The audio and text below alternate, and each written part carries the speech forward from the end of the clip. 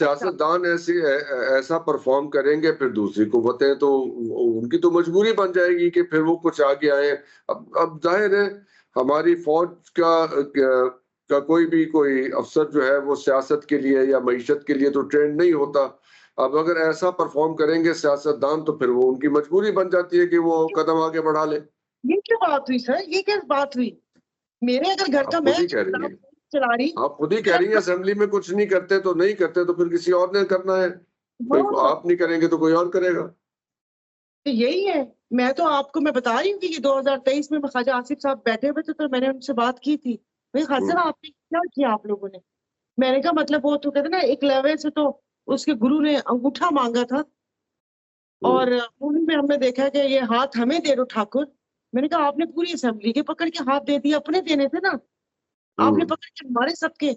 और जी वो कहते हैं कि खान साहब ने ऐसे बांध कर फेंका है कि इनके पास कोई चारा नहीं था। चारा नहीं था, इक्तदार के भूखे मारे हवस के इक्तदार की इनको उस पे आना था। और किस तरीके से चिपक के बूटों के तस्मे के साथ चिपक के ये लोग असेंबलियों में पहुंच गए। पूरे मुल्क की इनको ऐसी की तैसी कर दिए।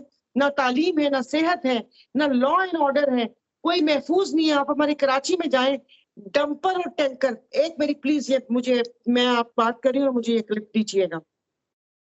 डंपर और टैंकर, ठीक है, बड़ा जी वो हुआ, शोर हुआ, वो आफाक भाई को भी गिरफ्तार कर लिया। उसके बाद ये सारा कुछ हुआ, फिर आफाक भाई की थोड़ी सी हाइप क्रिएट हुई, फिर हमें पता चला, फिर वहां पे दूसरी तरफ से भी ट्वीट आना शुरू हो गई 90 की। मैंने कहा लो भैया, करण और अर्जुन वापिस आ रहे हैं। जैसे माँ को यकीन था ना मेरे करण और अर्जुन वापिस आएंगे। अभी उसके बाद इतना सारे टैंकर्स ने वो किया। आपको पता है मलिर की तरफ क्या हुआ है? एक फैमिली को टैंकर ने कुचला है। वो खातून प्रेग्नेंट थी, उस खातून का पेट फटा है और नाव से बच्चा बाहर था। उस बच्चे को पकड़ के बचाने के लिए वहां पर जा रहे थे।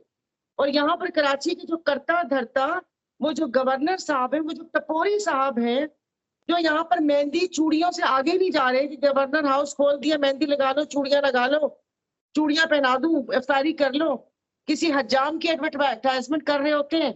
और जो जेडीसी, जो यहाँ पर इन्होंने एक खुदा जाने कौन सा धंधा है, मुझे नहीं यकीन, मुझे नहीं कि मैंने आज तक एक चवन्नी पाई भी नहीं दी और ना कभी जिंदगी में दूंगी। वो घर में अफसोस करने गए और वहां पर बैठ के चीफ जस्टिस को पुकार रहे हैं।